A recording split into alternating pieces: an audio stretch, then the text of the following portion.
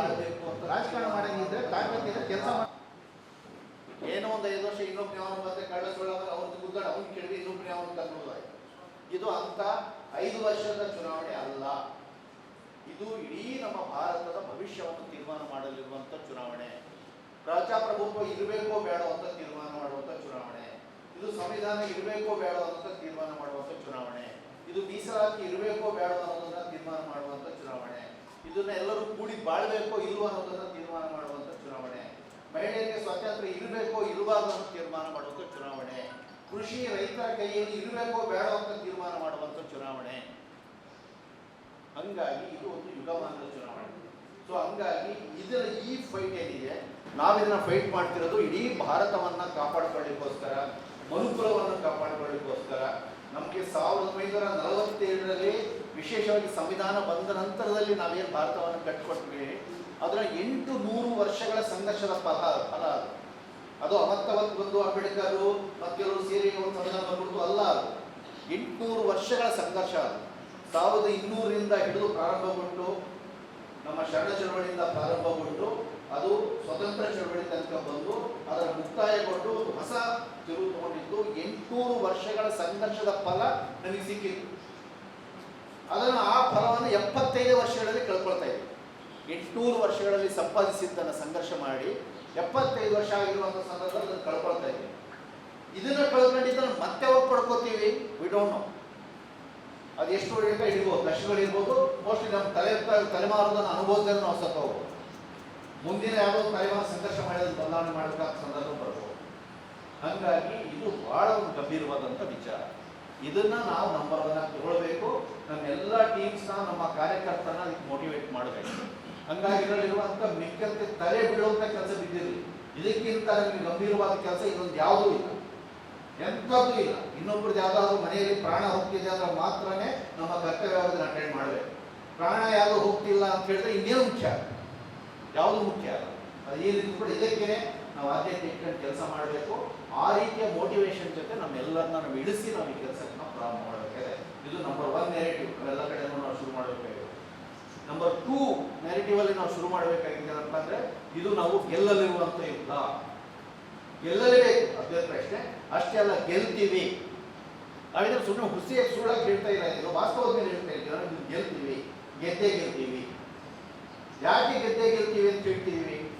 ಯಾಕಂದ್ರೆ ಇದು ಕಾಂಗ್ರೆಸ್ ಬಿಜೆಪಿ ನಡುವಿನ ಯುದ್ಧ ಅಲ್ಲ. ಕಾಂಗ್ರೆಸ್ ಬಿಜೆಪಿ ಎಲೆಕ್ಷನ್ ಅಲ್ಲ. ಎನ್ಡಿಎ ಎಲೆಕ್ಷನ್ ಅಲ್ಲ.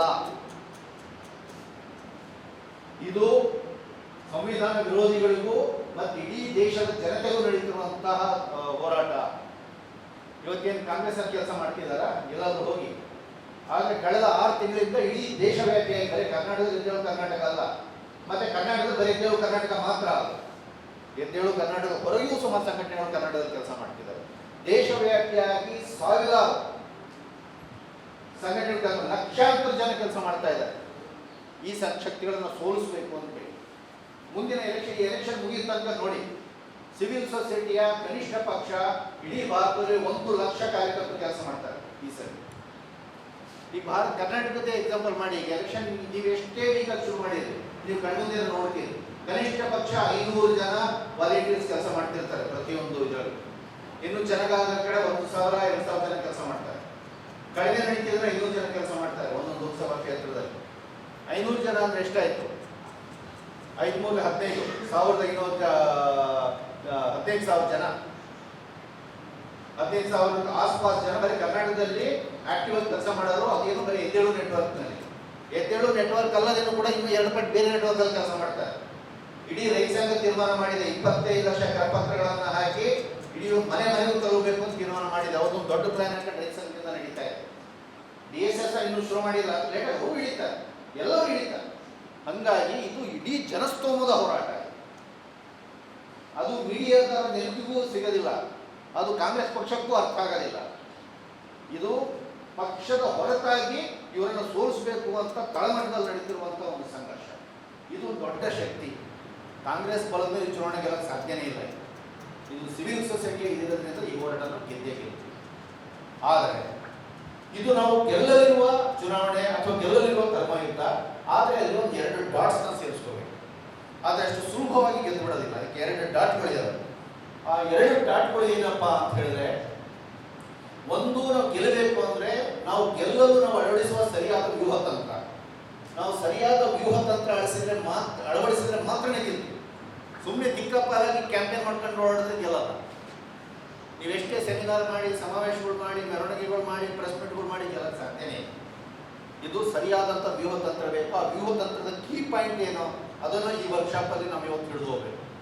ಎರಡದು, ಗೆಲುವನ್ನು ಖಾತರಿಪಡಿಸುವ ಪರಿಣಾಮಕಾರಿ ಕಥನ ತಂತ್ರ.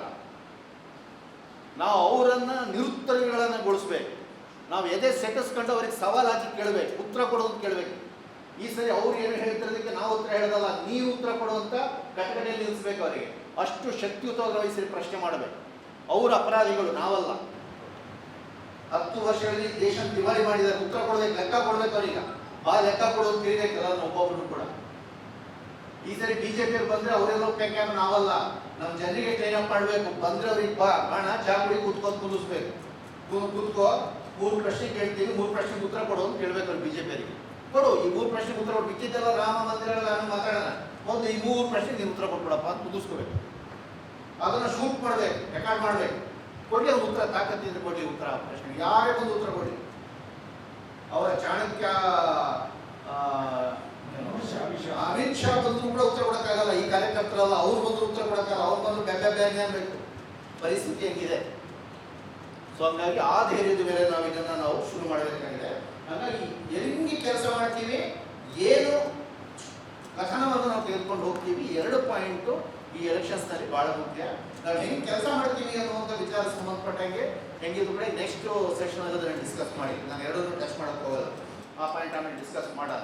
ಅದರಲ್ಲಿ ಒಂದೇ ಒಂದು ಪಾಯಿಂಟ್ ಇರೋದು ಏನಪ್ಪ ಅಂತ ಹೇಳಿದ್ರೆ ಕೇಳಕ್ಕೆ, ಇದು ನಾವು ಹೋಗಿ ಬೂತಿಗೆ ತಲುಪಿ ಬೂತಲ್ಲಿ ಕೆಲಸ ಮಾಡೋಕ್ಕೆ ಶುರು ಮಾಡಿದ್ವಿ ಅಂದರೆ ನಮ್ಗೆ ಗೆಲ್ಲಕ್ಕೆ ಶುರು ಮಾಡ್ತೀವಿ. ಬೂತಿಗೆ ಮುಟ್ಟಿಲ್ಲ, ಟೌನಲ್ಲಿ ಜಿಲ್ಲಾ ಡಿಸ್ಟ್ರಿಕ್ಟ್ ಹೆಡ್ ಕ್ವಾರ್ಟರ್ ಕೆಲಸ ಮಾಡ್ತಾ ಇದ್ದೀವಿ, ದೊಡ್ಡ ಸೆಮಿನಾರ್ ಮಾಡಿದ್ವಿ, ಸಿಕ್ಕಾಪಟ್ಟೆ ಮೀಟಿಂಗ್ಗಳು ಮಾಡಿದ್ವಿ, ವಿಧಾನಸಭೆ ಕ್ಷೇತ್ರಕ್ಕೆ ಹೋದ್ವಿ, ಅಲ್ಲೂ ಮೀಟಿಂಗ್ ಮಾಡಿದ್ವಿ. ಎಷ್ಟೇ ನೀವು ಮೀಟಿಂಗ್ ಮಾಡಿ ಏನು ವ್ಯತ್ಯಾಸ ಆಗಲ್ಲ. ಇದೆಲ್ಲ ಬೇಕು, ಇದೆಲ್ಲ ತಯಾರಿಗೋಸ್ಕರ.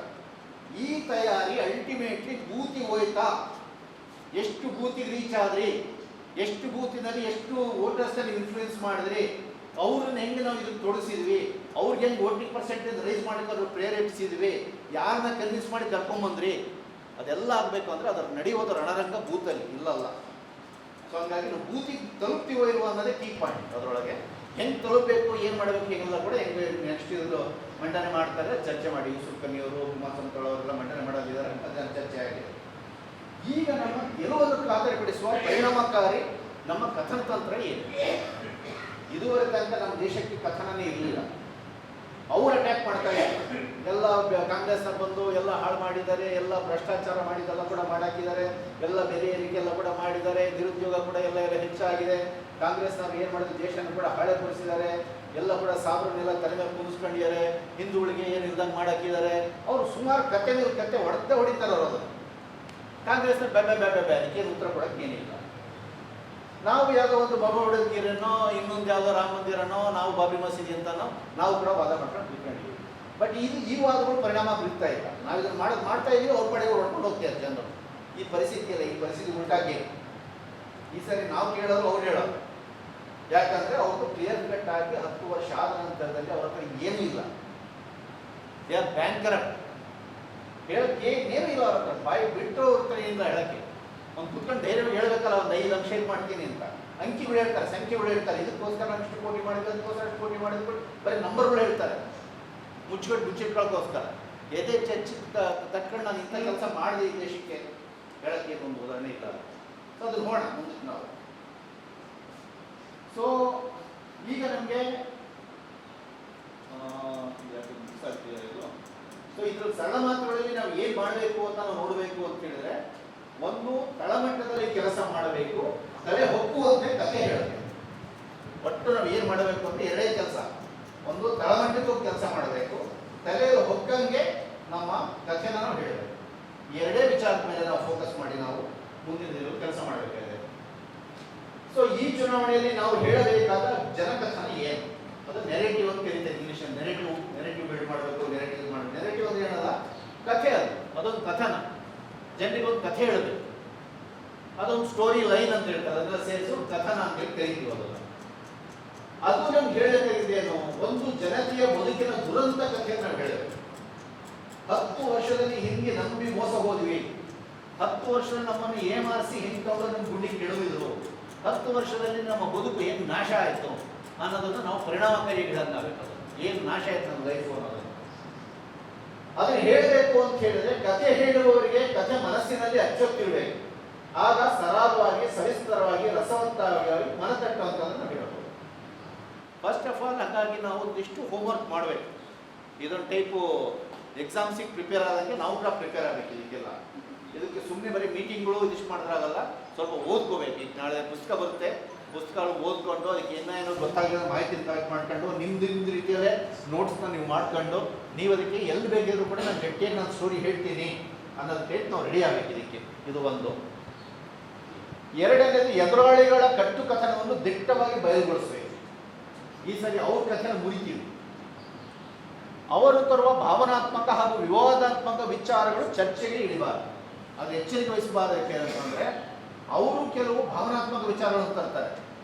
ಇನ್ನು ಇದ್ದಕ್ಕಿದ್ದ ತೆಗೆದ್ಬಿಡ್ತಾರೆ. ಅಲ್ರಿ ಬಾಂಗ್ಲಾದೇಶದಿಂದ ಅಷ್ಟು ಜನ ಬಂದಿದ್ದಾರಲ್ಲಪ್ಪ, ಅದಕ್ಕೇನು ಹೇಳ್ತೀರಿ ಅಂತ ಶುರು ಮಾಡ್ತಾರೆ. ನಾವು ಅದಕ್ಕೆ ಬಿಟ್ಟು ಬಾಂಗ್ಲಾದೇಶದಿಂದ ಎಷ್ಟು ಜನ ಬಂದರು ಲೆಕ್ಕ ಕೊಡು, ಆ ಚರ್ಚೆಗೆ ಹೋಗಬಾರ್ದು ನಾವು.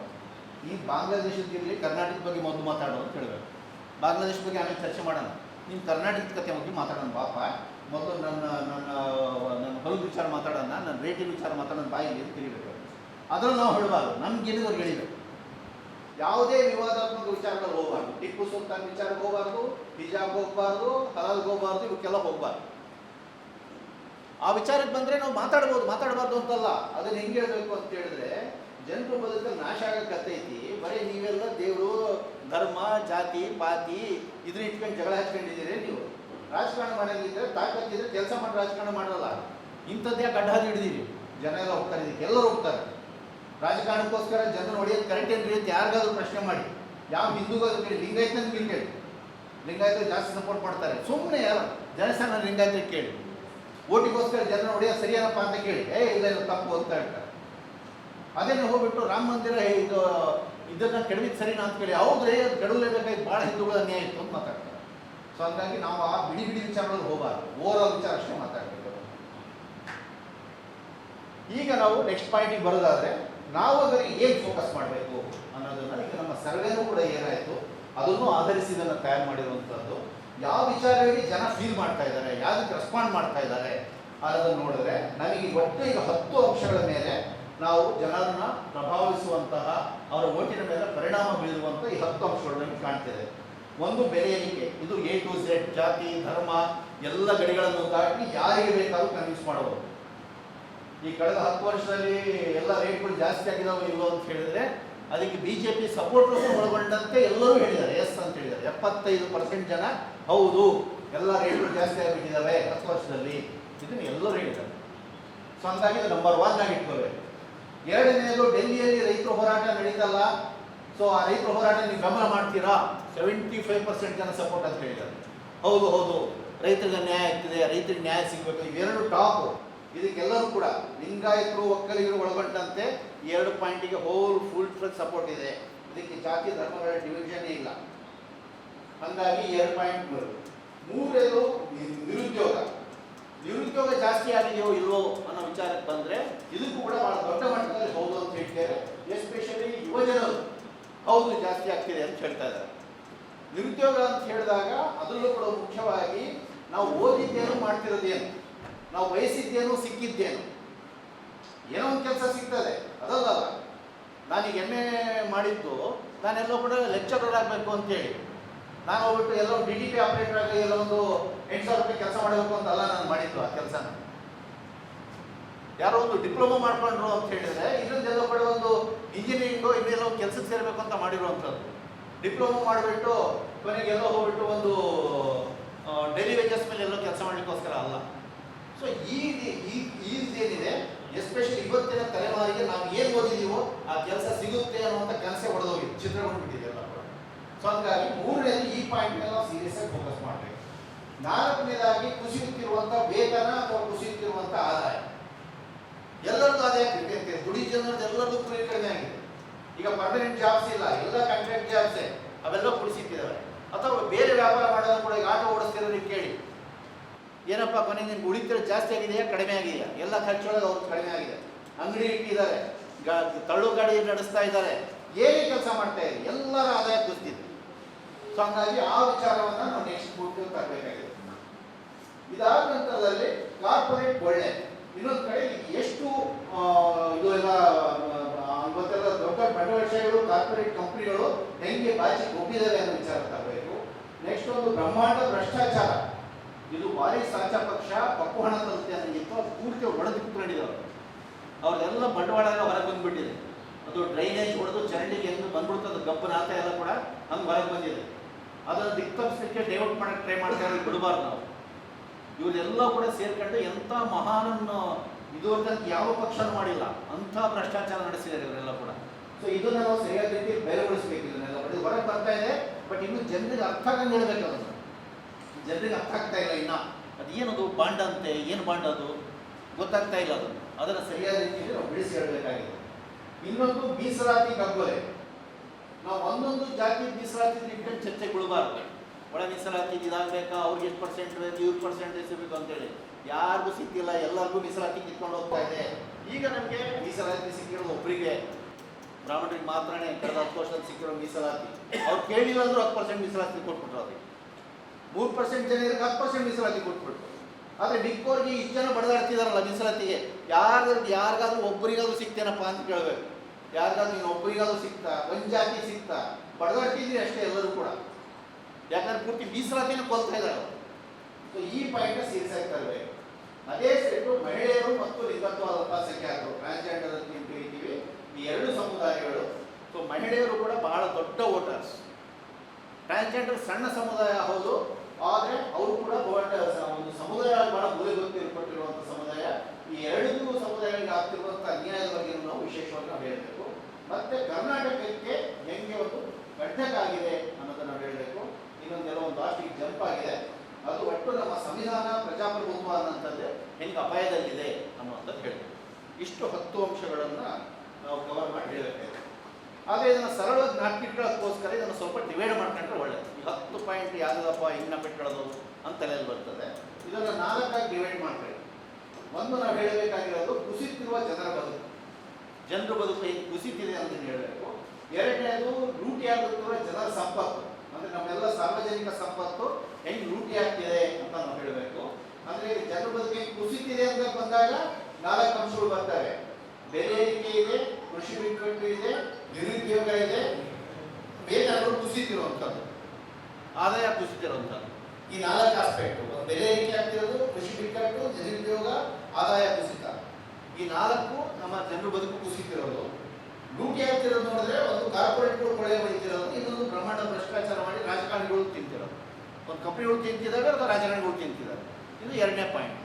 3ನೇ ಪಾಯಿಂಟ್ ಆಗಿ ಒಂದು ಸಾಮಾಜಿಕ ನ್ಯಾಯ, ತುಳಿತೊಳಪಟ್ಟವರು, ಮೂಲೆ ತಳ್ಳಲ್ಪಟ್ಟವರನ್ನು ಮತ್ತೆ ಮೇಲೆ ಬರಲಿಕ್ಕೋಸ್ಕರ ಅವಕಾಶಗಳು ಏನಿತ್ತು ಅಲ್ಲಿರುವಂಥದ್ದು, ಅದು ಗಮನಿತ ಸಮುದಾಯಗಳು ಇರ್ಬೋದು, ಮಹಿಳೆಯರಿರ್ಬೋದು.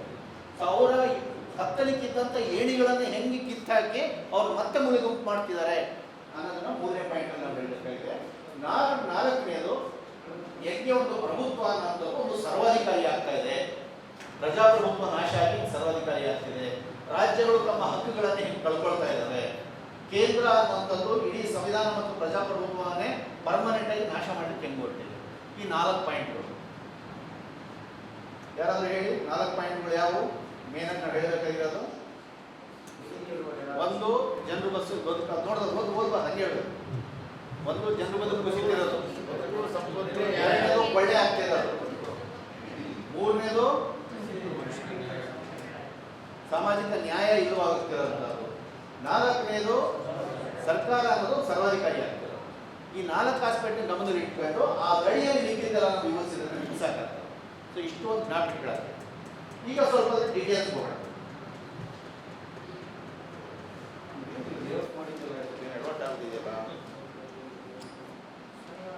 ಫೈಲಲ್ಲಿ ಕರೆಕ್ಟಾಗಿದೆ, ಇಲ್ಲಿ ಬಂದರೆ ಇಲ್ಲಿ ಆಗ್ತಿದೆ.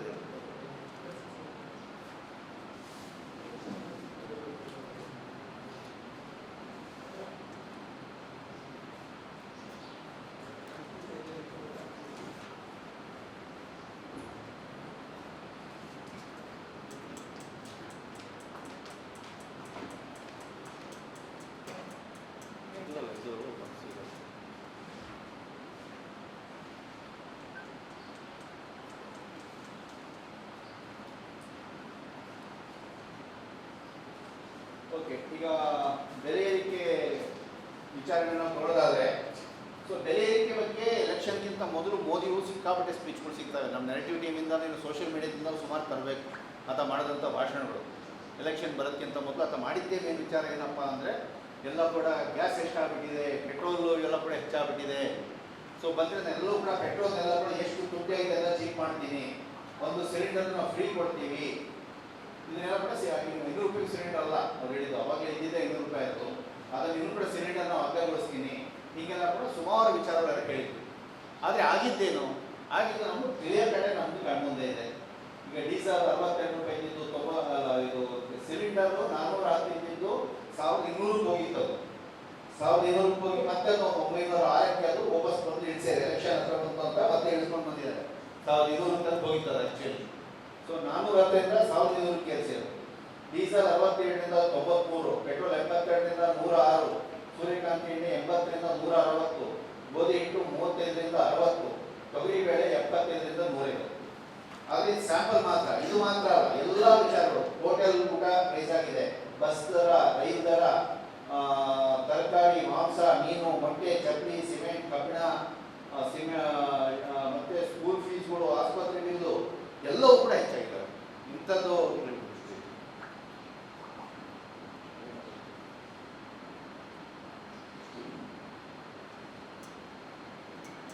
ಅದೇನು ಫಾರ್ಮ್ಯಾಟ್ ಮಾಡಿದ್ದಾರೆ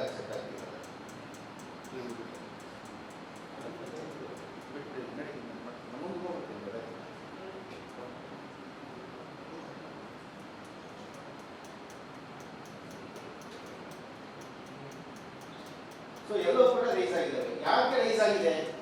ಅದಕ್ಕೆ ಅವ್ರು ಹೇಳ್ತಿರುವ 4 ಬಿಜೆಪಿಗಳು ಸುಳ್ಳು ಹೇಳ್ತಿದ್ದಾರೆ. ಯಾಕೆ ರೈಸ್ ಆಯಿತು? ಈ ಸಲ ನಾವು ಬಂದರೆ ಯಾರಿಗೆ ಬಂದು ಕೇಳಬೇಕು, ಯಾಕ್ರಪ್ಪ ರೈಸ್ ಆಯಿತು, ಯಾಕೆ ರೈಸ್ ಆಯಿತು ಅಂತ ಹೇಳಿದ್ರೆ 4 ವಿಚಾರ ಹೇಳ್ತಾರೆ. ಒಂದು, ಅಂತಾರಾಷ್ಟ್ರೀಯ ಮಾರುಕಟ್ಟೆಯಲ್ಲಿ ಕಚ್ಚಾ ತೈಲದ ಬೆಲೆ ಹೆಚ್ಚಾಯಿತು, ಹಾಗಾಗಿ ಪೆಟ್ರೋಲು ಡೀಸೆಲ್ ರೈಸ್ ಆಗೋದು ಅನಿವಾರ್ಯ ಆಯಿತು. ಎರಡನೇದು, ಕಾಂಗ್ರೆಸ್ಸು ಪೆಟ್ರೋಲ್ ಬಾಂಡ್ಗಳು ಅಂತ ಮಾಡಿಬಿಟ್ಟು ಸಾಲ ಮಾಡಿತ್ತು, ಆ ಸಾಲ ಎಲ್ಲ ತೀರಿಸಲಿಕ್ಕೋಸ್ಕರ ಇದನ್ನ ರೈಸ್ ಮಾಡೋದಾಯಿತು. ಕಾಂಗ್ರೆಸ್ ಮಾಡಿದಂಥ ಪಾಪದ ಪಡವನ್ನು ನಾವು ರಿಪೇರಿ ಮಾಡಕ್ಕೆ ಹೋಗ್ಬಿಟ್ಟು ನಾವು ಇದನ್ನು ರೈಸ್ ಮಾಡಬೇಕಾಗಿ ಬಂತು. ಇದು ಎರಡನೇದವ್ರು ಹೇಳ್ತಾರೆ. ಮೂರನೇದು, ಎಲ್ಲ ಕೋವಿಡ್ ಬಂದ್ಬಿಡ್ತು, ಅನಿರೀಕ್ಷಿತವಾಗಿತ್ತು, ಎಲ್ಲರಿಗೂ ಫ್ರೀ ವ್ಯಾಕ್ಸಿನ್, ಇಡೀ ದೇಶಕ್ಕೆ ಫ್ರೀ ವ್ಯಾಕ್ಸಿನ್ ಕೊಟ್ಟಿದ್ದಾರೆ ಮೋದಿ ಅವರು, 2 ಡೋಸ್ ಫ್ರೀ ವ್ಯಾಕ್ಸಿನ್ ಕೊಟ್ಟಿದ್ದಾರೆ, ಹಾಗಾಗಿ ಇದು ಅನಿವಾರ್ಯ ಆಗಿತ್ತು. ನಾಲ್ಕನೇದು, ಎಲ್ಲ ಕೂಡ ಇಲ್ಲ ಆಹಾರದ ಎಲ್ಲ ಕೋವಿಡ್ ಟೈಮಲ್ಲಿ ಭಾಳ ಇಟ್ಕೊಂಡ್ಬಿಡ್ತು. ಅವಾಗ ಪ್ರಧಾನಮಂತ್ರಿಯವರು ಗರೀಬ್ ಕಲ್ಯಾಣ ಆಹಾರ ಯೋಜನೆ ಅಂತ ಶುರು ಮಾಡಿ ಎಲ್ಲರಿಗೂ ಕೂಡ 10 kg ಅಕ್ಕಿ ಕೊಟ್ಟರು, ಹಾಗಾಗಿ ಅದು ದೊಡ್ಡ ಖರ್ಚಾಗಿ ನಮಗೆ ಅದು ಪೆಟ್ಟಿತ್ತು. ಇವು ಅನಿರೀಕ್ಷಿತವಾದಂಥ ಈ 4 ನಡೆದಿದ್ದರಿಂದ ಈ ಪರಿಸ್ಥಿತಿ ಆಯಿತು. ಇದು ಅವ್ರು ಹೇಳೋದು. ಯಾರು ಹೇಳಿದ್ರು ಇದನ್ನೇ ಹೇಳೋದು, ಬಿಟ್ಟರೆ ಇನ್ನೊಂದು ಬೇರೆ ಒಂದು 5ನೇ ಒಂದು ಉದಾಹರಣೆ ಇದೆ ನಾನು ಕೇಳ್ತಾರೆ. ಆದರೆ ವಾಸ್ತವ ಏನು? ಸರಿ, ಓಕೆ, ಇದು ಕೆಲವು ಕೂಡ ನಾವು ನೋಡಬೇಕು ಅಂತ ಹೇಳಿದ್ರೆ, ಒಂದು ನಂಬರ್ 1 ನೋಡ್ಬೇಕಂದ್ರೆ ಅಂತಾರಾಷ್ಟ್ರೀಯ ಮಟ್ಟದಲ್ಲಿ ಕಚ್ಚಾ ತೈಲದ ಬೆಲೆ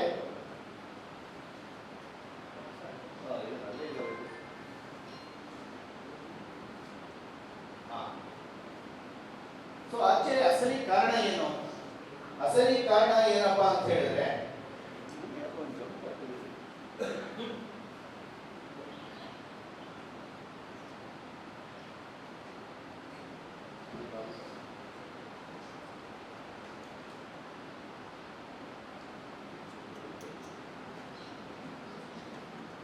ಓಕೆ, ಇದು ಸರಿಯಾಗಿ ಬಂದಿಲ್ಲ. ಓಕೆ, ಇದನ್ನು ಒಂದು ಪಾಯಿಂಟ್ ಒಂದು ಇಟ್ಕೊಳ್ಳೋಣ. ಸರಿ, ಅವ್ರು ಏನು 4 ಕಾರಣ ಹೇಳ್ತಿದಾರಲ್ಲ ಅದರ ಸರಿ ಅಂತ ಇಟ್ಕೊಂಬಿಡೋಣ ಮೊದಲು.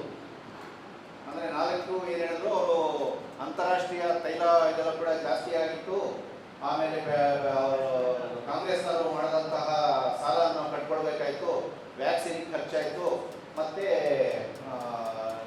ಅಕ್ಕಿ ಎಲ್ಲ ಕೊಟ್ವಿ ಅದರಿಂದ ಖರ್ಚಾಯಿತು.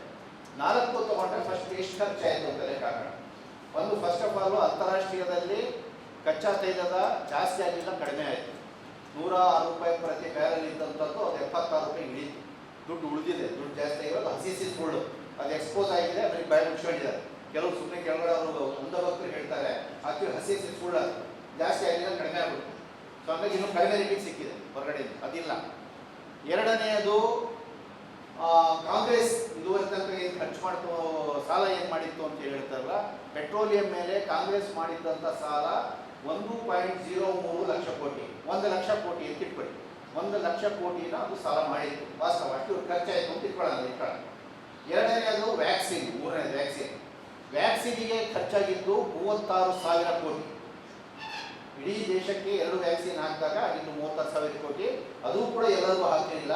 ಅದಾದ ನಂತರದಲ್ಲಿ ಕೂಡ ವ್ಯಾಕ್ಸಿನ್ ಕಂಪನಿ ಬಾಂಡದ ದುಡ್ಡನ್ನು ತೊಗೊಂಡ್ಬಿಟ್ಟು ಮತ್ತೆ ಅವನ್ನ ₹110 ಇರುವಂಥ ವ್ಯಾಕ್ಸಿನ್ನ ₹700 ಮಾರ್ಕೊಳ್ಳೋಕೆ ಒಂದು ಅವಕಾಶ ಮಾಡಿಕೊಟ್ಟು ಲೂಟಿ ಹೊಡೆದ್ರು ಜನರನ್ನೆಲ್ಲ ಕೂಡ. ಅದರಲ್ಲಿ ರಿಟೈರ್ ಮಾಡೋಣ. ಆದರೂ ಕೂಡ ಅವ್ರು ಖರ್ಚು ಮಾಡಿರೋದು 36,000 ಕೋಟಿ. ಅಕ್ಕಿ ಏನು ಅವ್ರು ಕೊಟ್ಟಿದ್ದಾರೆ ಆಹಾರ ಪ್ರಧಾನಮಂತ್ರಿ ಆಹಾರ ಯೋಜನಾ, ಅದರಿಂದ ಖರ್ಚಾಗಿರೋದು 4.3 ಲಕ್ಷ ಕೋಟಿ. ಸೊ ಆ ಮೂರನ್ನು ಕೂಡಿಸಿದ್ರೆ 4.3 ಲಕ್ಷ ಕೋಟಿ ಪ್ಲಸ್ 36,000 ಕೋಟಿ ಪ್ಲಸ್ 1 ಲಕ್ಷ ಕೋಟಿ ಎಲ್ಲದೂ ಸೇರಿಸಿದ್ರೆ ಅದು 5.7 ಲಕ್ಷ ಕೋಟಿ ಆಗುತ್ತೆ. ಹಂಗೂ ಸ್ವಲ್ಪ ಮಾರ್ಜಿನ್ ಬಿಟ್ಟು 6 ಲಕ್ಷ ಕೋಟಿ ರೂಪಾಯಿ ಇವರಿಗೆ ಅನಿರೀಕ್ಷಿತವಾದ ಖರ್ಚು ಬಂದು ಅಂತ ಇಟ್ಕೊಳ್ಳೋದು. ಆಯ್ತು, 6 ಲಕ್ಷ ಕೋಟಿ ಹೆಚ್ಚಾಯ್ತು. ಆದರೆ ವಾಸ್ತವ ಏನು ಆಗಿರೋದೇನು ಅಂತ ನಾವು ಕಥೆ ನೋಡಬೇಕು ಅಂತ ಹೇಳಿದ್ರೆ, ಒಂದು ಪೆಟ್ರೋಲ್ ಮತ್ತು ಡೀಸೆಲ್ ಮೇಲಿನ ತೆರಿಗೆ ದರವನ್ನು ಹೆಚ್ಚು ಮಾಡಿದ್ರು, ಮತ್ತೆ ಗ್ಯಾಸ್ ಮೇಲಿರುವಂತಹ ಸಬ್ಸಿಡಿನ ರದ್ದು ಮಾಡಿದ್ರು, ಎಲ್ಲ ವಸ್ತುಗಳ ಮೇಲಿರುವಂತಹ GSTನ ರೈಸ್ ಮಾಡಿದ್ರು. ರಿಯಲ್ ಕಾರಣಗಳು ಯಾಕೆ ಬೆಲೆ ಏರಿಕೆ ಆಯಿತು ಅಂತ ಹೇಳಿದ್ರೆ, ಪೆಟ್ರೋಲ್ ಡೀಸೆಲ್ ಮೇಲೆ ಟ್ಯಾಕ್ಸ್ ಜಾಸ್ತಿ ಮಾಡಿರೋದು, ಗ್ಯಾಸ್ ಮೇಲೆ ಸಬ್ಸಿಡಿ ರದ್ದು ಮಾಡಿರುವಂಥದ್ದು, ಮತ್ತೆ ಎಲ್ಲ ವಸ್ತುಗಳ ಮೇಲೆ GST ಹಾಕಿರುವಂಥದ್ದು. ಅದೆಷ್ಟು ಅಂತ ನೋಡಿ.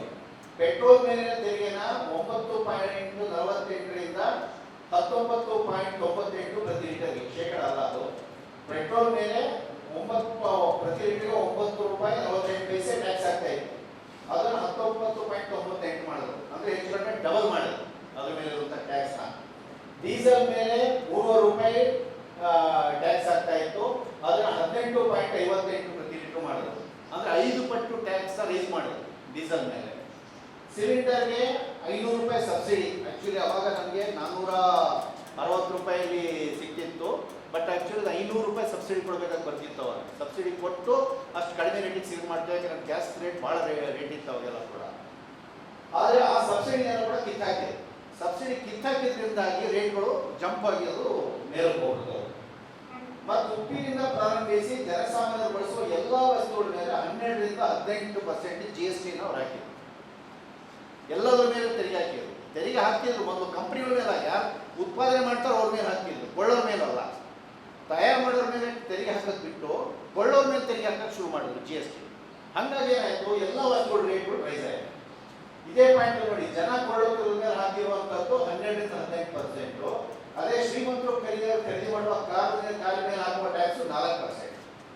ಇನ್ನು ಅತಿ ಶ್ರೀಮಂತರು ಪರ್ಚೇಸ್ ಮಾಡುವಂತಹ ಡೈಮಂಡ್ ವಜ್ರಗಳು, ಅದ್ರ ಮೇಲೆ GST 1.5%.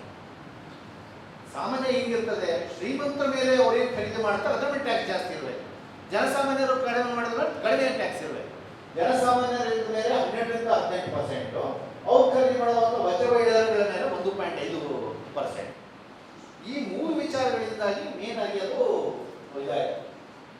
ಇದರಲ್ಲಿ ಎಷ್ಟು ಪೆಟ್ರೋಲಿಯಂ ರೈಸ್ ಮಾಡಿರೋದ್ರಿಂದ ಹೆಚ್ಚುವರಿ ಎಷ್ಟು ಬಂದಿದೆ, ಸಂಗ್ರಹ ಆಗಿದೆ ಅಂತ ನೋಡಿದ್ರೆ 26.74 ಲಕ್ಷ ಕೋಟಿ ರೂಪಾಯಿ ಬರೀ ಪೆಟ್ರೋಲ್ ಇದನ್ನು ರೈಸ್ ಮಾಡಿದ್ರಿಂದ ಬಂದಿದೆ. ಆದರೆ GSTನ ಹಾಕಿ ರೈಸ್ ಮಾಡಿದ್ರಿಂದ ಹೆಚ್ಚುವರಿಯಾಗಿ ಕಲೆಕ್ಟ್ ಆಗಿರೋದು 31.25. ಎರಡನ್ನೂ ಸೇರಿಸಿದ್ರೆ ಕಳೆದ 10 ವರ್ಷಗಳಲ್ಲಿ 58 ಲಕ್ಷ ಕೋಟಿ ರೂಪಾಯಿನ ಜನರನ್ನು ವಸೂಲಿ ಮಾಡಿದ್ದಾರೆ. ಹೆಚ್ಚುವರಿ ಎಕ್ಸ್ಟ್ರಾ ಟ್ಯಾಕ್ಸ್ನ ಜಾಸ್ತಿ ಮಾಡಿ ಪೆಟ್ರೋಲ್ ಮೇಲೆ ರೈಸ್ ಮಾಡಿ 26.74, GSTನ ರೈಸ್ ಮಾಡಿ 31.25, 58 ಲಕ್ಷ ಕೋಟಿ ಇದನ್ನು ಮಾಡಿದ್ದಾರೆ. ಇದರಲ್ಲಿ ಇನ್ನೂ 2 ಸೇರಿಸಿಲ್ಲ. ಆಕ್ಚುಲಿ ಕಚ್ಚಾ ತೈಲದ್ದು ರೇಟ್ ಕಡಿಮೆ ಆಗಿದೆ, ಆ ರೇಟನ್ನು ನಾವು ಸೇರಿಸೋದ್ರೆ ಎಷ್ಟು ದುಡ್ಡು ಉಳಿತು ನಾವು ಅದನ್ನ ಲೆಕ್ಕ ಹಾಕಕ್ಕೆ ಹೋಗಿಲ್ಲ. ಅದೇ ರೀತಿಯಲ್ಲಿ ಗ್ಯಾಸ್ ಸಬ್ಸಿಡಿನ ರದ್ದು ಮಾಡಿದ್ರು, ಅದರಿಂದ ಸರ್ಕಾರಕ್ಕೆ ಎಷ್ಟು ದುಡ್ಡು ಉಳಿತು ಅದನ್ನು ಲೆಕ್ಕ ಹಾಕಕ್ಕೆ ಹೋಗಿಲ್ಲ, ಅದನ್ನ ಬಿಟ್ಬಿಟ್ಟಿದ್ವಿ. ಜಸ್ಟ್ ಅವ್ರು ಏರ್ಸಿದ್ರಿಂದ ಬಂದಿರುವಂಥ ಸಂಪಾದನೆ. ಇದರೊಳಗೆ ನಾವು ಅವೆಲ್ಲ ಲೆಕ್ಕ ಹಾಕಿದಾಗ ಇವ್ರು ಆಗಿರೋ ಖರ್ಚೆಷ್ಟು ನೋಡಿದ್ರೆ ಅದು ನಾವು ನೋಡಿದ್ದು 6 ಲಕ್ಷ ಕೋಟಿ ರೂಪಾಯಿ ಎಲ್ಲ ಸೇರಿ. ಈಗ 56 ಲಕ್ಷ ಕೋಟಿನಲ್ಲಿ ಈ ನಮಗೆ ಒಂದು 58 ಲಕ್ಷ ಕೋಟಿಯಲ್ಲಿ 6 ಲಕ್ಷ ಕೋಟಿ ತೆಗೆದರೂ ಕೂಡ 52 ಲಕ್ಷ ಕೋಟಿನ ಹೆಚ್ಚುವರಿ ಸಂಗ್ರಹ ಮಾಡಿದ್ದಾರೆ. ಯಾಕೆ ಸಂಗ್ರಹ ಮಾಡಿದ್ರೆ 52 ಲಕ್ಷ ಕೋಟಿ? ಯಾಕೆ ನಮ್ಮಲ್ಲಿ ಇಷ್ಟು ಬೆಲೆ ಏರಿಕೆ ಮಾಡಿ ನಮ್ಮ ಮೇಲೆ 52 ಲಕ್ಷ ಕೋಟಿ ಯಾಕೆ ಸುಳಿದ್ರಿ, ನಮ್ಮನ್ನು ಯಾಕೆ ಕಲೆಕ್ಟ್ ಮಾಡಿದ್ರಿ? ಈ ಪಾಯಿಂಟ್ನ ನಾವು ಅವ್ರಿಗೆ ಕಡಿಮೆ ಕೇಳಬೇಕಾಗಿದೆ. ಸೊ ಹಂಗಾಗಿ ಬೆಲೆ ಏರಿಕೆ ಯಾಕಾಯಿತು ಅಂತ ಬಂದರೆ ಅವ್ರು ಏನು ಹೇಳ್ತಾರೆ ಅವ್ರ ವಾದಗಳನ್ನು ಮುರಿಬೇಕು, ಮತ್ತು ಅಸಲಿ ಕಾರಣ ಏನು ಅನ್ನೋದನ್ನು ನಾವು ಮುಂದೆ ಹೇಳಬೇಕು. ನೀವು ಅದನ್ನೆಲ್ಲ ಕೂಡ ನಮ್ಮನ್ನೆಲ್ಲ ಸುಳಿದು ನೀವು ಇಷ್ಟು 52 ಲಕ್ಷ ಕೋಟಿ ದೋಚಿದ್ದೀರಿ ನಮ್ಮಿಂದ ಅನ್ನೋದನ್ನು ಅವ್ರು ಕೇಳ್ತಾರೆ. ಇದು ಒಂದು. ಅದೇ ರೀತಿಯಾಗಿ ಕೃಷಿ ಬಿಕ್ಕಟ್ಟಿನ ವಿಚಾರಕ್ಕೆ ಬಂದರೆ ಅವ್ರು ಹೇಳಿದ್ದೇನು, ಸ್ವಾಮಿನಾಥನ್ ವರದಿನ ನಾವು ಜಾರಿಗೆ ತರ್ತೀವಿ. ಅದು ಸ್ವಾಮಿನಾಥನ್ ವರದಿ ಏನು ಹೇಳ್ತಿತ್ತು, ರೈತರಿಗೆ ಎಷ್ಟು ಖರ್ಚಾಗ್ತದೋ ಅದ್ರ 1.5 ಪಟ್ಟಾದರೂ ನಿಮಗೆ ಬರೋದು ನಾವು ಗ್ಯಾರಂಟಿ ಮಾಡ್ತೀವಿ ಅಂತ ಸ್ವಾಮಿನಾಥನ್ ವರದಿ ಹೇಳಿ, ಅದನ್ನು ಬಂದರೆ ಜಾರಿ ಮಾಡ್ತೀವಿ ಅಂತ ಹೇಳಿದ್ರು. ಅಷ್ಟೇ ಅಲ್ಲ, ಅಕ್ಕಿಗೆ ಇನ್ನೂ ಮುಂದೆ ಹೋಗ್ಬಿಟ್ಟು ರೈತರ ಆದಾಯನ ದುಪ್ಪಟ್ಟು ಮಾಡ್ತೀವಿ ಅಂತ ಹೇಳಿದ್ರು. 2022 ವರ್ಷದಲ್ಲಿ ರೈತರ ಆದಾಯನ ದುಪ್ಪಟ್ಟು ಮಾಡ್ತೀವಿ ಅಂತ ಹೇಳಿದ್ರು. ರೈತರದೆಲ್ಲ ಸಾಲ ಮನ್ನಾ ಮಾಡ್ತೀವಿ ಅಂತ ಹೇಳಿದ್ರು ಎಲೆಕ್ಷನ್ ಬರೋದಕ್ಕಿಂತ ಮೊದಲು. ಆದರೆ ಆಮೇಲೆ ಏನಾಯಿತು, ಗೆದ್ದು ಬಂದ ತಕ್ಷಣವೇ ಸ್ವಾಮಿನಾಥನ್ ವರದಿ ನಾವು ಜಾರಿ ಮಾಡೋಕ್ಕಾಗಲ್ಲ ಅಂತ ಹೇಳಿದ್ರು. ಆದಾಯ ದುಪ್ಪಟ್ಟು ಮಾಡ್ತೀವಿ ಅಂತಲೇ ಹೇಳ್ತಾರೆ ಹೋದ್ರು, ಅದೇ ಕುಸಿತಾಗ ಹೋಯ್ತು. ಸಾಲ ಮನ್ನಾ ಮಾಡ್ತೀವಿ ಅಂತೇಳಿ ರೈತ ಯಾವ ಸಾಲ ಮನ್ನಾ ಮಾಡಲಿಲ್ಲ. ಆದರೆ ಕಂಪ್ನಿ ಸಾಲ ಮನ್ನಾ ಮಾಡಿ, ಕಂಪ್ನಿಗಳು ಸಾಲ ಮನ್ನಾ ಮಾಡಿರೋದು ಎಷ್ಟು, 30 ಲಕ್ಷ ಕೋಟಿ ಕಂಪ್ನಿ ಸಾಲ ಮನ್ನಾ ಮಾಡಿದ್ದಾರೆ ಕಂಪ್ನಿಗಳು. ಇಡೀ ದೇಶದ ರೈತರ ಸಾಲ ಮನ್ನಾ ಮಾಡೋಕ್ಕೆ ಎಷ್ಟು ಬೇಕು, 5 ಲಕ್ಷ ಕೋಟಿ ಬೇಕು. ಇಡೀ ದೇಶದ ಎಲ್ಲ ರೈತರ ಎಲ್ಲ ಸಾಲ ಮನ್ನಾ ಮಾಡೋಕ್ಕೆ ಬೇಕಾಗಿರೋ 5 ಲಕ್ಷ ಕೋಟಿ ಅಷ್ಟೇ. ಬರೀ ಕಂಪ್ನಿಗಳಿಗೆ 30 ಲಕ್ಷ ಕೋಟಿ ಮನ್ನಾ ಮಾಡಿದ್ದಾರೆ. ಆದರೆ ಇಡೀ ರೈತರ ಸಾಲ ಮನ್ನಾ ಮಾಡೋಕ್ಕೆ 5 ಲಕ್ಷ ಕೋಟಿ ಇಲ್ಲ ಅಂತ ಹೇಳ್ತಾರೆ. ಇದೇ ಟೈಮಲ್ಲಿ ಆಗಿರೋದು ಏನು, ಎಲ್ಲ ವಸ್ತುಗಳು ಇಲ್ಲಿ ಹೆಚ್ಚಾಗುತ್ತಿದೆ. ಈಗ ಕೃಷಿ ಅಭಿವೃದ್ಧಿಗೆ ಅನುದಾನವನ್ನು 30% ಕಡಿಮೆ ಮಾಡಿದ್ದಾರೆ. ನರೇಗಾ ಯೋಜನೆ ನಮ್ದೇನಿತ್ತು ಅದಕ್ಕೆ ಬೇಕಾಗಿರೋದು ವರ್ಷಕ್ಕೆ 2.72 ಲಕ್ಷ ಕೋಟಿ ಬೇಕು. ಆದರೆ ಅವ್ರಿಗೆ ಈ ಸರಿ ಅವ್ರಿಗೆ ಸ್ಯಾಂಕ್ಷನ್ ಮಾಡೋದು ಅಗತ್ಯ ಇರೋದು 2.72 ಲಕ್ಷ. ಅವ್ರು ಸ್ಯಾಂಕ್ಷನ್ ಮಾಡಿರೋದು ಕಾಲಭಾಗ ಮಾತ್ರ 73,000 ಕೋಟಿ ಮಾತ್ರ ಮಾಡಿದ್ದಾರೆ. ಅದರ ಅರ್ಥ ನರೇಗಾ ಯೋಜನೆ ಕೊಂದಾಗ್ತಿದ್ದಾರೆ, ಅದು ಸತ್ತೋಗ್ತಾರೆ. ದುಡ್ಡೇ ಇಲ್ಲ, ಅಲ್ಲಿ ಬೋರ್ಡ್ ಮಾತ್ರ ಇರ್ತದೆ ಅಷ್ಟೇ. ಆ ದುಡ್ಡೆಲ್ಲ ಕೂಡ ಬರೀ ಅವ್ರ ಸಿಬ್ಬಂದಿಗಳಲ್ಲಿ ನಡ್ಸಕ್ಕೆ ಮುಗಿದೋಗ್ತದೆ. ಒಂದು 20-25 ದಿವಸ ಕೆಲಸ ಕೊಟ್ಟು ಕೈ ತೊಳಿತಾರೆ ಅಷ್ಟೇ. ಈಗ ಅದು ಮುಗಿತಾರೆ, ಅದಕ್ಕೆ ಬರ್ತಾ ಇದ್ದಾರೆ. ಬೀಜ, ಗೊಬ್ಬರ, ಕ್ರಿಮಿನಾಶಕ ಎಲ್ಲವುಗಳ ಮೇಲಿನ ಸಬ್ಸಿಡಿ ಕಟ್ ಮಾಡಿದ್ದಾರೆ. ಹಂಗಾಗಿ ಎಲ್ಲರೂ ರೇಟ್ ರೈಸ್ ಆಗಿದೆ, ಸಬ್ಸಿಡಿ ವಾಪಸ್ ತೊಗೊಂಡಿದ್ದಾರೆ ಎಲ್ಲದ್ರ ಮೇಲೂ ಕೂಡ. ಆಪತ್ಕಾಲೀನ ನಿಧಿ ಅಂತ ಒಂದು ಇರ್ತಿತ್ತು. ಬರ ಬಂದರೆ, ನೆರೆ ಬಂದರೆ ಅದಕ್ಕೆ ಮಾಡಲಿಕ್ಕೋಸ್ಕರ ಆಪತ್ಕಾಲೀನ ಅದನ್ನ ಯಾರು ಕೂಡ ಖರ್ಚು ಮಾಡೋಂಗಿಲ್ಲ. ಆದರೆ ಆಪತ್ಕಾಲೀನ ನಿಧಿಯಲ್ಲಿರುವಂಥ ದುಡ್ಡನ್ನು ತೆಗೆದು ಖರ್ಚು ಮಾಡಿಬಿಟ್ಟಿದ್ದಾರೆ. ಆಪತ್ಕಾಲ ನಿಧಿಯಲ್ಲೂ ದುಡ್ಡಿಲ್ಲ, ಖಾಲಿ ಮಾಡಿಬಿಟ್ಟಿದ್ದಾರೆ. ಬೊಕ್ಸ ಖಾಲಿ ಮಾಡಕ್ಕೆ ಬಿಡ್ತು ಅದನ್ನೆಲ್ಲ. ಅದು ಎಲ್ಲಿಗೆ ಹೋಯ್ತು ಅಂತ ಆಮೇಲೆ ಚರ್ಚೆ ಮಾಡೋಣ. ಅಷ್ಟು ದುಡ್ಡು ಎಲ್ಲಿಗೆ ಹೋಯ್ತು ಅಂತ ಅದನ್ನು ಖಾಲಿ ಮಾಡಿ ತಿಂದಾಕ್ಬಿಟ್ಟಿದ್ದಾರೆ. ಇಲ್ಲ, ಆಪಾತ ದುಡ್ಡಿಲ್ಲ. ಹಂಗಾಗೇನೆ ನಮ್ಮ ಕರ್ನಾಟಕದಲ್ಲಿ ಅಷ್ಟು ನೆರೆ ಬಂತು. ಯಡಿಯೂರಪ್ಪರು ಇದ್ರು, ಅವ್ರು ಕೇಳಿದಾಗಲೂ ಕೂಡ ಕಾಸು ಬರಲಿಲ್ಲ. ಈ ಸರಿ ಬರ ಬಂದಾಗ ನಾವು ಕೇಳಿದ್ರು ಕೂಡ ಕಾಸು ಕೊಡಲಿಲ್ಲ. ಕೋವಿಡ್ ಬಂದಾಗಲೂ ಕಾಸು ಕೊಡಲಿಲ್ಲ. ಯಾವುದು ಬಂದರೂ ಕೂಡ ಕಾಸು ಕೊಡಲ್ಲ. ಯಾಕಂದ್ರೆ ಆಪತ್ಕಾಲ ನಿಧಿಯ ದುಡ್ಡೇ ಇದೆ, ಅದನ್ನು ಖಾಲಿ ಮಾಡಾಕಿದ್ದಾರೆ. ಅದ್ರ ಬಗ್ಗೆ ರೈತರಿಗೆ ಏನು ಹೇಳ್ತಾ ಇದ್ದಾರೆ, ನೀವು ಮಾಡಬೇಕು ಅಂದರೆ ವಿಮೆ ಮಾಡಿಸ್ಬೇಡಿ ಅಂತ ಹೇಳ್ತಿದ್ದಾರೆ. ವಿಮೆ ಮಾಡಿಸಿ ಅದನ್ನಾಗಿ. ವಿಮೆ ಯಾವ ಹತ್ರ ಮಾಡಿಸ್ಬೇಕು, ವಿಮೆ ಮಾಡಿಸೋಕ್ಕೂ ಕೂಡ ಪ್ರೈವೇಟ್ ಕಂಪ್ನಿಯಲ್ಲಿ ಕೊಟ್ಬಿಟ್ಟಿದ್ದಾರೆ. ಸರ್ಕಾರಿ ವಿಮೆ ಅಲ್ಲ, ಪ್ರೈವೇಟ್ ವಿಮೆ. ಅದಕ್ಕೆ ಒಂದು ಕಂತನ್ನು ರೈತರು ಕಟ್ಟಬೇಕು, ಒಂದು ಕಂತನ್ನು ಸರ್ಕಾರ ಕಟ್ಟಬೇಕು. ಮಿಕ್ಕಿದ ಲಾಸ್ ಆದರೆ ಕಂಪ್ನಿ ಕಟ್ಕೊಡ್ಬೇಕು. ಆದರೆ ಇದುವರೆಗೆ ತನಕ ಬಂದಿರುವಂತಹ ಇದೇನಪ್ಪ ಅಂದರೆ, ರೈತರಿಗೆ ರಿಟರ್ನ್ಸ್, ಆಪತ್ತಾಗಿರುವಂಥ ರಿಟರ್ನ್ಸಿಗೆ ಬಂದಿರುವಂಥದ್ದು 5% ಮಾತ್ರವೇ. 95% ಗೋಲ್ಮಾಲ್. ಯಾರಿಗೂ ನಷ್ಟಕ್ಕಾದರೆ ಹೋಗುವ ಸಿಗ್ತಾ ಇಲ್ಲ, ಬರೀ ಪೇಪರ್ ವರ್ಕ್. ಆದರೆ ವಿಮೆ ಕಂಪ್ನಿಗಳು, ರಿಲಯನ್ಸ್ ಒಳಗೊಂಡಂತೆ ಇದೆ ಕಂಪ್ನಿಯಲ್ಲಿ, ಅವರು ಲಕ್ಷಾಂತರ ಕೋಟಿ ರೂಪಾಯಿ ದುಡ್ಡು ಬಾಚಿದ್ದಾರೆ ರೈತರು. ಒಂದು ಕಡೆ ಸರ್ಕಾರ ನೆರವಿಗೆ ಬರ್ತಾ ಇಲ್ಲ, ಇನ್ನೊಂದು ಕಡೆ ಕಂಪ್ನಿಗಳಿಗೆ ಕಳಿಸಿದ್ದಾರೆ, ಕಂಪ್ನಿಗಳು ಮೋಸ ಮಾಡ್ತಾ ಇದ್ದಾರೆ. ಸೊ ರೈತರಿಗೆ ಎಲ್ಲ ಕಡೆಯಿಂದ ಸಿಗಾಕ್ಬಿಟ್ಟಿದ್ದಾರೆ. ಒಂದು ಕಡೆ ಸಾಲ ಮನ್ನಾನೂ ಇಲ್ಲ, ಆ ಕಡೆ ರೇಟು ಇಲ್ಲ, ಈ ಕಡೆ ಸಬ್ಸಿಡಿನೂ ಇಲ್ಲ, ಎಲ್ಲದೂ ಕೂಡ ಹೆಚ್ಚಾಗ್ತಿದೆ. ಬರೀ ಕೂಲಿ ಮಾಡ್ಕೊಂಡಿಲ್ಲ ಅಂದರೆ ನರೇಗಾನೂ ಇಲ್ಲ. ಈ ಎಲ್ಲಿಗೆ ಹೋಗ್ಬೇಕು? ಕಳೆದ 10 ವರ್ಷದಲ್ಲಿ 4 ಕೋಟಿ ಜನ ಹಳ್ಳಿಯಿಂದ ಮತ್ತು ಬಿಟ್ಟು ಹೊರಗೆ ಬಂದಿದ್ದಾರೆ. 1,73,000 ಜನ ರೈತರು ಆತ್ಮಹತ್ಯೆ ಮಾಡ್ಕೊಂಡಿದ್ದಾರೆ. ಪ್ರತಿ ದಿವಸ 30 ಜನ ಆತ್ಮಹತ್ಯೆ ಮಾಡ್ಕೊಳ್ತಿದ್ದಾರೆ. ಈಗ ರೈತರಿಗೆ ಅವ್ರಿಗೆ ಏನಪ್ಪ ಅಂದರೆ ಆ ಭೂಮಿನ ಬಿಟ್ಟು ಹೋಗೋಕ್ಕೂ ಆಗಲ್ಲ, ಇಟ್ಕೊಂಡು ಬೀಳ್ಬಿಡಂಗಿಲ್ಲ. ಅದನ್ನು ಮಾಡಿದರೆ ಉಳುಮೆ ಅದನ್ನು ಆದಾಯ ಬರೋದಿಲ್ಲ. ಇಟ್ಕೊಂಡ್ರೆ ಸಾಲ, ರೈತರು ಸಾಲ ಏರ್ತಲೇ ಇದೆ. ಈ ಸರಿ ಮತ್ತೆ 30% ಸಾಲ ರೈಸ್ ಆಗಿದೆ. ಫುಲ್ ರೈತರಿಗೆ ಇಲ್ಲೇ ತನಗಿದೆ ಸಾಲಗಳಿಗೆ. ಸೊ ಇಡೀ ರೈತ ಕೂಡ ಸಿಗಾಕೊಂಡ್ಬಿಟ್ಟಿದೆ.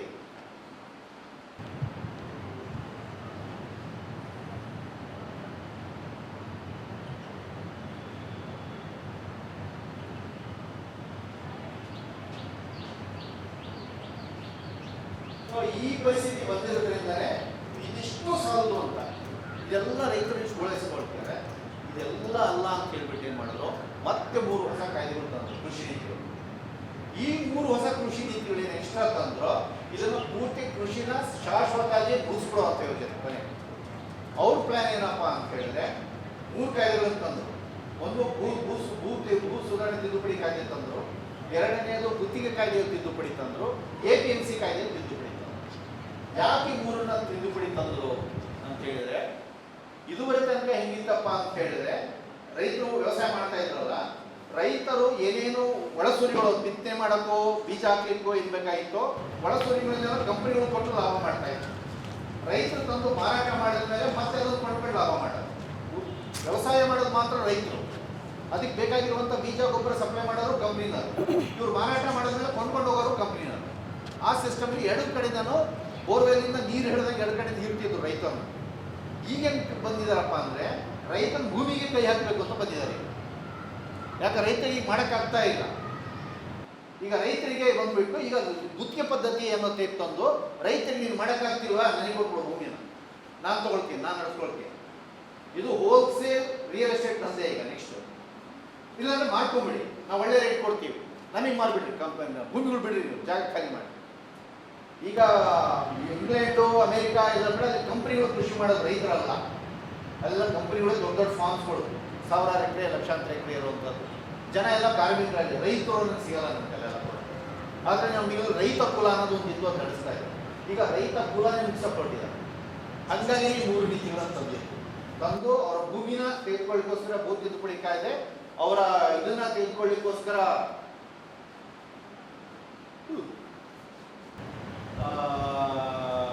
ಅವರ ಲ್ಯಾಂಡ್ಗಳನ್ನ ಅವ್ರ ಕೈಯಲ್ಲಿ ಇದ್ರೂ ಕೂಡ ಅದನ್ನು ಗುತ್ತಿಗೆ ಪಟ್ಟು ತಮಗೇನು ಬೇಕು ಅದನ್ನು ಬೆಳ್ಕೊಳ್ಳೋಕ್ಕೋಸ್ಕರ ಆ ಕಾಯ್ದೆ, ಮತ್ತೆ ಇನ್ನೊಂದು APMC ಕಾಯ್ದೆ ತಂದು ಮಾರುಕಟ್ಟೆ ಏನು ನಡೀತಾ ಇತ್ತು, ಸರ್ಕಾರಿ ರೇಟ್ಗಳನ್ನ ಕಂಟ್ರೋಲ್ ಮಾಡಲಿಕ್ಕೋಸ್ಕರ APMC ಮಾರ್ಕೆಟ್ ಅಂತಾಗಿತ್ತು.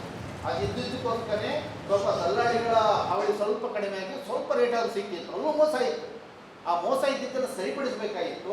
ಆದರೆ ಸರ್ಕಾರಿ ಮಾರುಕಟ್ಟೆನೇ ಕ್ಲೋಸ್ ಮಾಡುವಂಥ ನೀತಿಯನ್ನು ತಂದು ಆವಾಗ ರೈತರು ಎಚ್ಚೆತ್ತು, ಇದು ನಮ್ಗೆ ಮುಗೀತು, ನಮ್ಮನ್ನು ಮುಗಿಸೋಕೆ ಹೊರಟಿದ್ದಾರೆ ಅಂತ. ಈ ಅರಿವು ಮೊದಲು ಅರ್ಥ ಆಗಿತ್ತು ಪಂಜಾಬ್ ರೈತರಿಗೆ, ಪೂರ್ತಿ ಮುಗಿಸೋಕೆ ಹೊರಟಿದ್ದಾರೆ, ನಮ್ಮ ಭೂಮಿಯಿಂದಲೇ ಖಾಲಿ ಮಾಡ್ಸೋಕಿದ್ದಾರೆ ಅಂತೇಳಿ ಅವ್ರು ಫಸ್ಟ್ ತಿರುಗಿದ್ದು ಬಂಡಾಯ.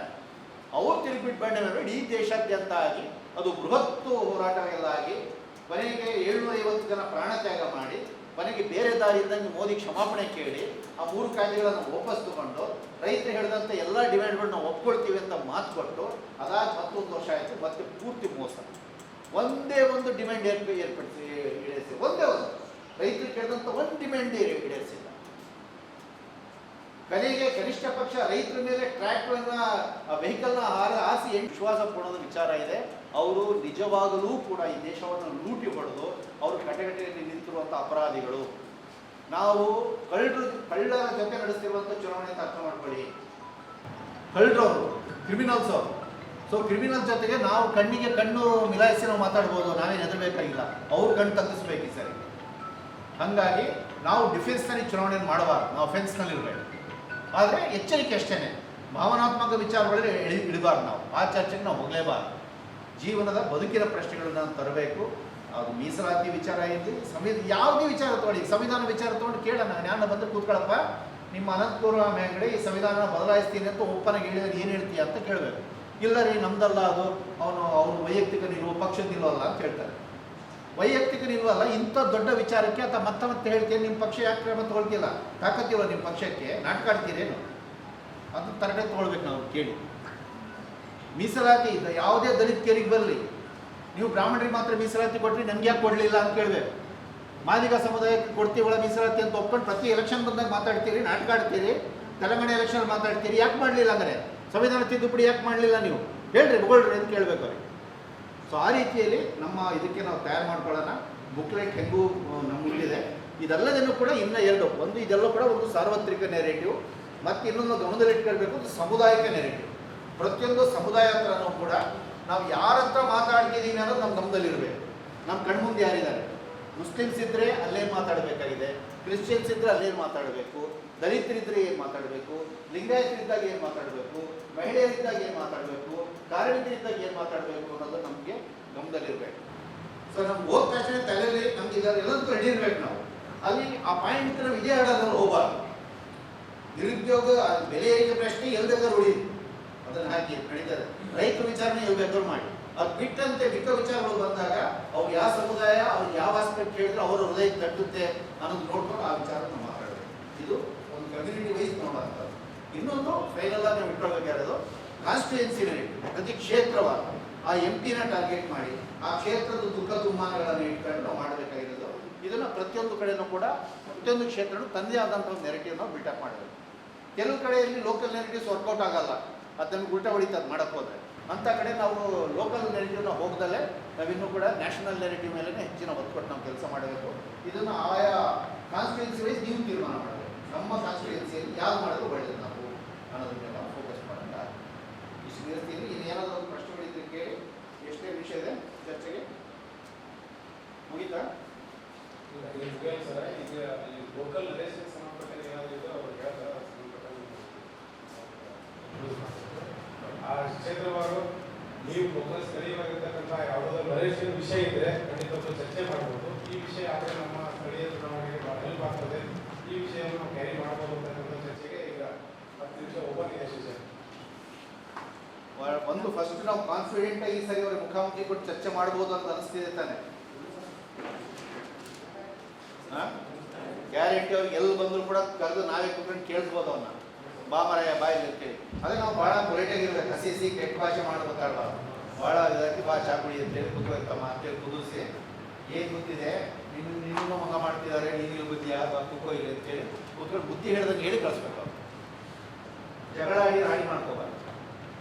ನಮ್ಮ ಮಾತು ಪ್ರಬುದ್ಧವಾಗಿರ್ತೀವಿ ಹೇಳಿ.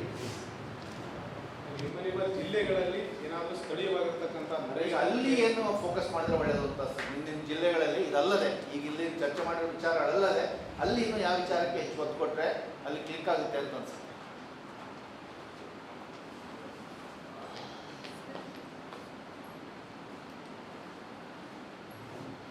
ಬಿಜಾಪುರ ಜಿಲ್ಲೆಯಲ್ಲಿ ಸರ್ ಬೆಳಿಗ್ಗೆ ನಿರುದ್ಯೋಗದ ಮಾತಾಡಿದ್ರು. ಅದ್ರ ಜೊತೆಗೆ ಅಲ್ಲಿ ವಲಸೆ ತುಂಬ ಇದೆ ಸರ್. 21 ಲಕ್ಷ ಜನಸಂಖ್ಯೆಯಲ್ಲಿ ಪ್ರತಿ ವರ್ಷ 2.18 ಲಕ್ಷ ಜನ ವಲಸೆ ಹೋಗ್ತಾರೆ. ಈ 10 ವರ್ಷದಲ್ಲಿ ಇನ್ನೂ ಹೆಚ್ಚಾಗಿದೆ. ಮತ್ತೆ ಮೂಲ ಸೌಕರ್ಯಗಳು ಗಡಿ ಭಾಗದಲ್ಲಂತೂ ಅದು ಪರ್ಸೆಂಟೇಜ್ ಲೆಕ್ಕಕ್ಕೂ ಹಾಕಲಾರ್ದಂತ ವ್ಯವಸ್ಥೆ ಇದೆ. ಈ ಎರಡು ವಿಷಯದಲ್ಲಿ ನೋಡ್ಬೋದು. ಮತ್ತೆ ಯೂತ್ಸ್ಗಳನ್ನು ಬಳಸಿಕೊಂಡು ಬೇರೆ ಬೇರೆ ವೇಷ ತಕ್ಕುವಂಥ ಕೆಲಸಗಳಲ್ಲಿ ತೊಡಗಿಸ್ಕೊಳ್ಳೋದು ಈ ವಿಷಯ ಬರುತ್ತೆ. ಮತ್ತು ಈ 10 ವಿಷಯ ಏನು ಹೇಳಿದ್ರೆ ಸರ್, ಅದರಲ್ಲಿ ನಾವು ಫೀಲ್ಡಲ್ಲಿ ವರ್ಕ್ ಮಾಡುವಾಗ ಕೂಡ ಡೇಟಾನು ಹೇಳುತ್ತೆ 44%, 45% ಮಹಿಳೆಯರು ವೋಟ್ ಮಾಡ್ತಾ ಇದ್ದಾರೆ, ಮಾಡ್ತೀವಿ ಅಂತ ಹೇಳಿದ್ದಾರೆ. ಹಂಗಿರುವಾಗ ಇಲ್ಲಿ ಹೆಚ್ಚು ಮಹಿಳೆಯರ ಇಶ್ಯೂವನ್ನು ಇನ್ನೂ ಫೋಕಸ್ ಮಾಡೋದು ಒಳ್ಳೆಯದೇನು ಅಂತ ಅನಿಸ್ತಿದೆ. ಈ ವಿಷಯ ಅವ್ರಿಗೆ ಮುಟ್ಟೋದಕ್ಕಿಂತ ಮಹಿಳೆಯರ ಇಶ್ಯೂಗಳನ್ನು ಟಚ್ ಮಾಡಲಿಲ್ಲ ಅಂತೇಳಿ ಅನಿಸ್ತು. ಜೊತೆಗೆ ಇನ್ನೊಂದು ಸಂವಿಧಾನ ಮತ್ತು ಪ್ರಜಾಪ್ರಭುತ್ವ ವಿಷಯ ತಗೊಂಡಾಗ ಕೂಡ ಟರ್ನ್ ಆಗೋ ಚಾನ್ಸಸ್ ಕೂಡ ಇದೆ. ಈಗ ನಿಮ್ಮ ಜಿಲ್ಲೆಯಲ್ಲಿ ಜಿಲ್ಲಾ ಮಟ್ಟಕ್ಕೆ ಅದು ವೋಟ್ ಆಗಿ ಕನ್ವರ್ಟ್ ಆಗಬೇಕಾಗಿರ್ತಕ್ಕಂಥ ವಿಷಯ ಆಗಿರಬೇಕು. ಮತ್ತೆ ನಾವು ಸ್ಥಳೀಯರೊಂದಿಗೆ ಅದು ವಿಷಯ ಲಿಂಕ್ ಆಗಬೇಕು. ಬೇರೆ ಅದು ಅವ್ರು ಇಶ್ಯೂ ಮಾಡ್ಕೊಳ್ತಾ ಇರಬೇಕು. ಅಂದಾಗ ಮಾತ್ರ ಅದು ರಿಲೇಷನ್ಗೆ ಸೆಟ್ ಆಗ್ತದೆ. ಆ ವಿಷಯವನ್ನು ಈಗ ನಾವು ಉತ್ತರ ಕರ್ನಾಟಕದ ಭಾಗವಾಗಿ ನಾವು ಏನು ಕೆಲಸ ಮಾಡ್ತಾ ಇದ್ದೀವಿ, ಸ್ಥಳೀಯವಾಗಿ ನಾವು ಜನತೆಗೆ ಫೋಕಸ್ ಮಾಡೋದಕ್ಕೆ ಉತ್ತರ ಕರ್ನಾಟಕದ ಇರ್ತಕ್ಕಂಥ ಪ್ರಣಾಳಿಕೆ ಸಂಬಂಧಪಟ್ಟಂತೆ ಎಷ್ಟು ಒಪ್ಪಿಕೊಂಡಿದ್ದಾರೋ ಆ ಒಪ್ಪಿಕೊಂಡಿರ್ತಕ್ಕಂಥ ಅಂಶಗಳನ್ನು ಅವರ ಪ್ರಣಾಳಿಕೆಯಲ್ಲಿ ತೋರಿಸಿರುವಂಥವನ್ನ ಒಂದಿಷ್ಟು ಅದರ ನಮ್ಮ ಉತ್ತರ ಕರ್ನಾಟಕದ ಒಂದು ಆ ಪ್ರಕಾರವಾಗಿ ಒಂದು ಕರಪತ್ರ ತಂದರೆ ಒಳ್ಳೆಯದು, ಜನತೆಗೆ ಮುಗಿಸೋಕೆ ಅನುಕೂಲ ಆಗ್ತದೆ. ಅದು ಎಷ್ಟು ಬರೀದೆ ಅಂತ ಒಂದಿಷ್ಟು ಬಯಲಿಗೆ ಸಾಧ್ಯತೆ ಇದ್ರೆ ಮಾಡಿ. ಈಗ ಅವರು ಕಾಂಗ್ರೆಸ್ನ ಏನು 10 ಗ್ಯಾರಂಟಿಗಳು 10 ನ್ಯಾಯ ಅಂತ ಹೇಳಿದ್ದಾರೆ. ಈ 10 ನ್ಯಾಯಗಳೇನಿದ್ದಾವೆ ದೊಡ್ಡ ಬಂದಿರುವಂಥ ಬಹುಪಾಲು ಅಂಶಗಳು ನಾವು ಅವ್ರ ಜೊತೆ ಸೆಂಟ್ರಲ್ ಟೀಮ್ ಜೊತೆ ಡಿಸ್ಕಷನ್ ಮಾಡಿ ನಾವು ರಿಟರ್ನ್ ಕೊಟ್ಟಿದ್ವಿ. ನಾವು ಕೊಟ್ಟಿದ್ರಲ್ಲಿ ಬಹುಪಾಲು ಆಸ್ಪೆಕ್ಟ್ಸ್ ತೊಗೊಂಡೇ ಅದನ್ನು ಮಾಡಿದ್ದಾರೆ. ಈ ಮ್ಯಾನಿಫೆಸ್ಟೋಯಿಂದ ಬಂದಿಲ್ಲ, ಮ್ಯಾನಿಫೆಸ್ಟೋಗೆ ಬೇರೆ 40 ಪಾಯಿಂಟ್ಸ್ ಕೊಟ್ಟಿದ್ದೀವಿ ಅವರಿಗೆ. ಆದರೆ ಫೋಕಸ್ ಮಾಡಬೇಕಾಗಿರುವಂಥ 10 ಅಂಶಗಳೇನು ಅನ್ನೋದು ನಾವು ಇನ್ನೊಂದು ಬೇರೆ ಬರೋದು ಕೊಟ್ಟಿದ್ವಿ. ಪಾಪ್ಯುಲರ್ ಆಗಿ ಓಟಾಗಿ ಕನ್ವರ್ಟ್ ಮಾಡುವಂಥ 10 ಅಂಶಗಳು. ಆ ವಿಚಾರಗಳಲ್ಲಿ 8 ಅಂಶಗಳನ್ನು ನೀವು ತೊಗೊಂಡು ಮೊನ್ನೆ ಅವರು ಮಾಡಿದ್ದಾರೆ. ಮೊನ್ನೆ ಕಾಂಗ್ರೆಸ್ ಮಾಡಿರೋ ಇದ್ರೊಳಗೆ ಚೆನ್ನಾಗಿದೆ ನೋಡಬೇಕು ಅಂತ ಹೇಳಿದರೆ.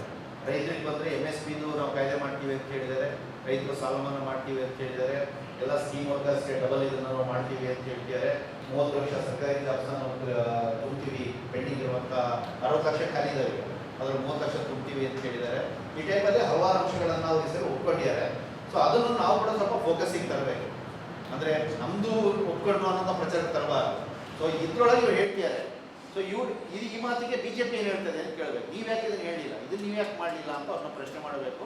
ನೀವು ಇದನ್ನು ಹೇಳಿದ್ದೀರಾ ಬಂದು ಇವ್ರಿಗೂ ಕೇಳಬೇಕು, ನೀವು ಹೇಳಿದ್ದೀರಾ ಆದರೆ ಮಾಡ್ತೀರಾ ಅಂತ ಹೆಂಗೆ ಗ್ಯಾರಂಟಿ? ಅವಾಗ ಇವ್ರು ನಮ್ಗೆ ಉತ್ತರ ಕೊಡಲಿ. ನೋಡಿ ನಾವೀಗ ಎಲೆಕ್ಟ್ರಿಸಿಟಿ ಅಂತ ಹೇಳಿದ್ವಿ, ಮಾಡಿದ್ವಿ, ನಾವು ಇದು ಮಾಡಿದ್ವಿ ಪ್ಲಸ್ ಆಗ್ತದೆ, ಆ ಚರ್ಚೆ ಪ್ಲಸ್ ಆಗ್ತದೆ. ಆದರೆ ಅವ್ರಿಗೆ ಕಮಿಟ್ ಮಾಡ್ದಂಗೂ ಆಗುತ್ತೆ. ನಾವು ಕಾಂಗ್ರೆಸ್ನವ್ರ ಜೊತೆ ಅದು ನಾವು ಚರ್ಚೆ ಮಾಡೋಣ. ಇನ್ನು ಹೆಂಗೆ ಅದೇ ಜನರ ಮಧ್ಯೆ ಆದರೆ ಕಾಂಗ್ರೆಸ್ನವರು ಅದು ತಗೊಂಡೇ ಹೋಗ್ತಿಲ್ಲ. ಜನರಿಗೆ ಇವ್ರು ಕೂಡ 10 ಪಾಯಿಂಟ್ ಏನು ಹೇಳಿದ್ದಾರೆ, ಜನರಿಗೆ ಯಾರ ತಲೆಗೂ ಹೋಗಿಲ್ಲ. ಆ ನ್ಯಾಯ ಅಂತ ಹೇಳಿದರೆ ಆ ನ್ಯಾಯ ಅನ್ನೋಂಥದ್ದು ಅಮೂರ್ತವಾದಂಥ ವಿಚಾರ.